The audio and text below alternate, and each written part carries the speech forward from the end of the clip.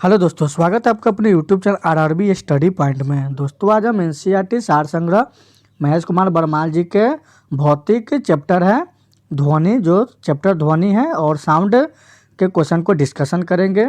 और दोस्तों ये वीडियो रोज़ शाम को 7 बजे आता है। और दोस्तों इसमें सभी क्वेश्चन जो होंगे वो वन लाइनर के फॉर्मेट में होंगे और ये क्वेश्चन जो भी होंगे वन लाइन के फॉर्मेट में होंगे। और ये कक्षा 6 से लेकर के 12 तक का जो भी इम्पोर्टेंट क्वेश्चन है उस क्वेश्चन को इस बुक में संग्रह किया गया है और इसे एनसीईआरटी द्वारा पब्लिश किया गया है। और इस बुक को लिखे हैं महेश कुमार बरमाल जी ने लिखे हैं। तो दोस्तों चलिए वीडियो को स्टार्ट करते हैं। स्टार्ट करने से पहले दोस्तों अगर आप इस चैनल पर पहली बार है तो चैनल को सब्सक्राइब करके साथ ही साथ बेल आइकन भी दबा दीजिएगा, साथ ही साथ बेल आइकन भी दबा दीजिएगा ताकि मैं जब भी वीडियो अपलोड करूँ तो सबसे पहले आप तक नोटिफिकेशन पहुँच जाए। और दोस्तों अभी तक आप हमारे टेलीग्राम चैनल से नहीं जुड़े तो आप हमारे टेलीग्राम चैनल से जुड़ जाइए। टेलीग्राम चैनल का लिंक आपको इस वीडियो के डिस्क्रिप्शन में मिल जाएगा, उस पर क्लिक करके आप वहां से जुड़ जाइए। और टेलीग्राम पे सभी वीडियो का पीडीएफ समय से मिलता रहता है।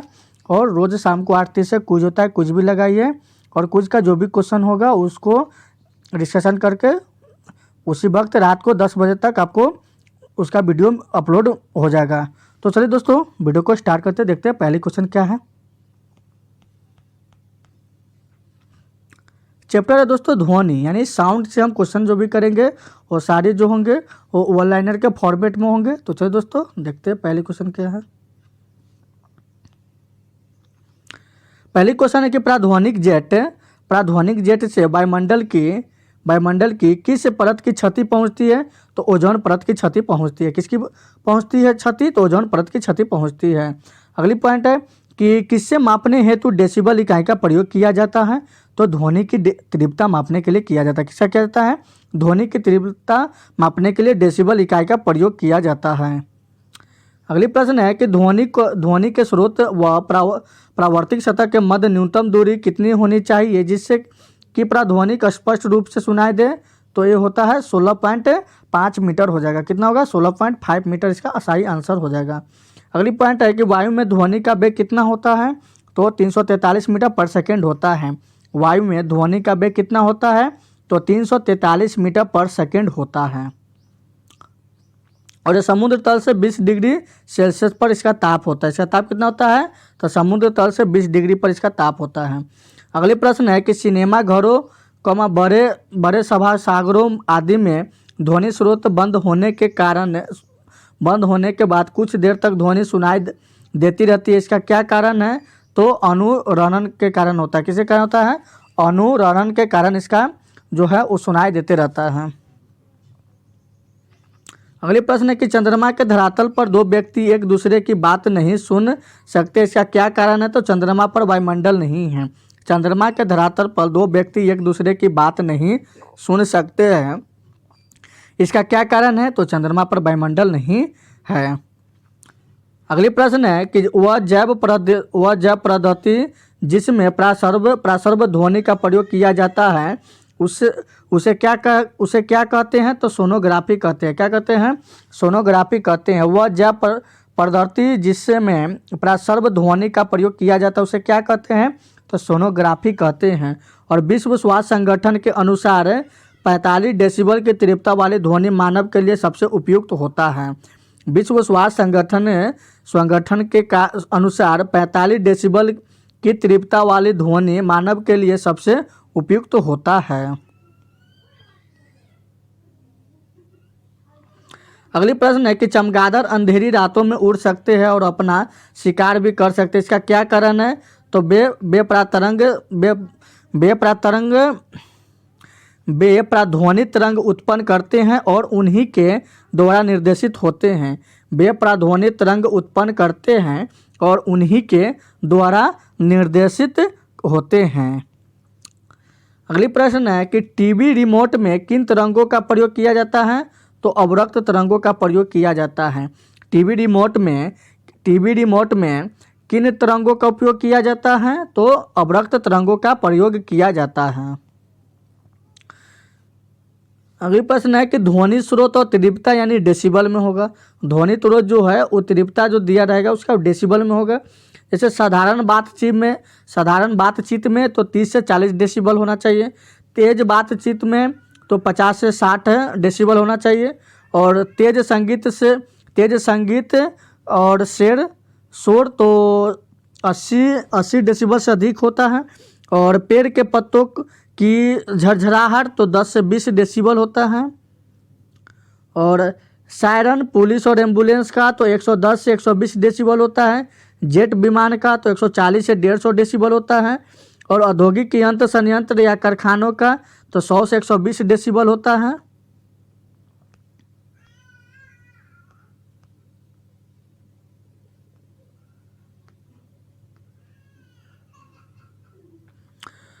और टेलीविजन ग्राही के दूरस्थ नियंत्रण में कौन सी विद्युत चुंबकीय विकिरण प्रयोग में लाई जाती है? तो अवरक्त विकिरण है। क्या है? अवरक्त विकिरण को डेसिबल ग्राही दूरस्थ नियंत्रण में कौन सी विद्युत चुंबकीय विकिरण प्रयोग में लाई जाती है? तो अवरक्त विकिरण इसका सही जवाब हो जाएगा।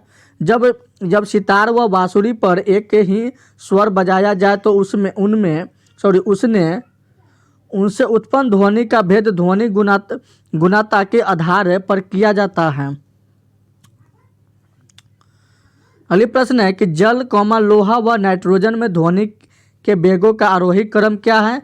तो उसका पहले नाइट्रोजन होगा, उसके बाद जल होगा, उसके बाद क्या होगा? लोहा होगा। पहले नाइट्रोजन, तब जल, तब उसके बाद लोहा हो जाएगा। और ध्वनि की चाल ठोस माध्यम में सर्वाधिक द्रव माध्यम में उससे कम तथा गैसीय माध्यम में सबसे कम होता है। अगली प्रश्न है कि तापमान का ध्वनि के वेग पर क्या प्रभाव पड़ता है? तो तापमान के घटने से ध्वनि का वेग घटता है। ध्वनि किस माध्यम से होकर नहीं गुजर सकती है? तो निर्वात से नहीं गुजर सकती है। ध्वनि किस माध्यम से होकर नहीं गुजर सकती है? तो निर्वात से नहीं गुजर सकती है। और ध्वनि तरंग ठोस तथा गैस दोनों माध्यम में गमन कर सकती है तथा धातु में ध्वनि का वेग सबसे अधिक होता है। एस्टोस्कोप किस सिद्धांत पर कार्य करता है? तो ध्वनि के परावर्तन पर सिद्धांत करता है। एस्टोस्कोप किस सिद्धांत पर कार्य करता है? तो ध्वनि के परावर्तन पर सिद्धांत पर काम करता है। और अगली प्रश्न है कि एस्कोस्टिक्स में किसका अध्ययन किया जाता है? तो ध्वनि का किया जाता है। एस्कोस्टिक में किसका अध्ययन किया जाता है? ध्वनि का किया जाता है। ध्वनि तरंग में कौन सी घटना घटित नहीं हो सकती है? तो ध्रुव नहीं होती है। ध्वनि तरंगों में कौन सी घटना घटित नहीं हो सकती है? तो ध्वनि नहीं हो सकती है। सॉरी, इसका ध्रुवन हो जाएगा। क्या होगा? ध्रुवन जो है नहीं हो सकती। ध्वनि तरंगों में कौन सी घटना घटित नहीं हो सकती है? तो ध्रुवन नहीं हो सकती है। अगली प्रश्न है कि ध्वनि का तारतम्य किस पर निर्भर करता है? तो आवृत्ति पे करता है। ध्वनि का तारतम्य किस पर निर्भर करता है? तो आवृत्ति पे करता है। ध्वनि का कारण होता है तो ध्वनि तरंग का परावर्तन। ध्वनि का कारण होता है तो ध्वनि का कारण होता है तो ध्वनि तरंग का परावर्तन होता है। और प्रसर्व तरंग की आवृत्ति लगभग कितना होता है? तो 20,000 हर्ट्ज से अधिक होता है। प्रसर्व तरंग की आवृत्ति लगभग कितना होता है? तो 20,000 हर्ट्ज से अधिक होता है। मानव द्वारा श्रव्य तरंगों की आवृत्ति कितनी होती है? मानव द्वारा श्रव्य तरंगों की आवृत्ति कितनी होती है?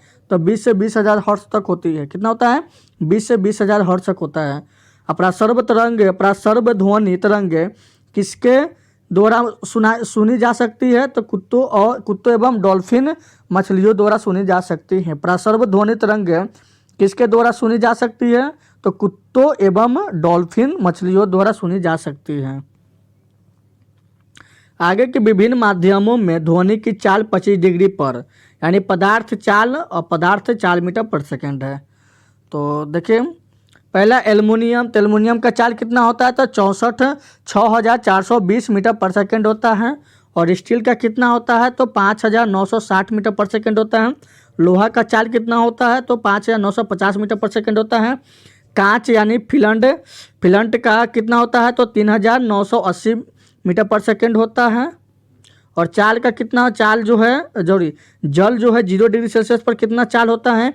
तो 1,402 मीटर पर सेकेंड होता है। और वायु जो 0 डिग्री सेल्सियस पर होता है उसका चाल कितना होता है? तो 332 मीटर पर सेकेंड होता है। ऑक्सीजन जो 0 डिग्री सेल्सियस पर होता है उसका 316 मीटर पर सेकेंड होता है। और हाइड्रोजन जो है 0 डिग्री पर 1,286 मीटर पर सेकेंड होता है। और समुद्र जल जो है और 1533 मीटर पर सेकंड होता है।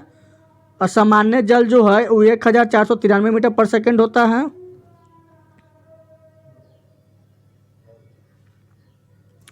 और महिलाओं की आवाज़ पुरुषों की अपेक्षा तीक्ष्ण होती है क्योंकि महिलाओं की आवाज़ का तारतम्य अधिक होता है।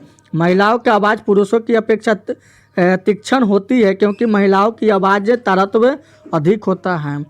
तो चलिए दोस्तों, आज के क्वेश्चन यहीं पे समाप्त होते हैं। वीडियो अच्छा लगे तो लाइक और शेयर कर दीजिएगा। चैनल पर पहली बार होंगे तो चैनल को सब्सक्राइब करके साथ ही साथ बेल आइकन भी प्रेस कर दीजिएगा।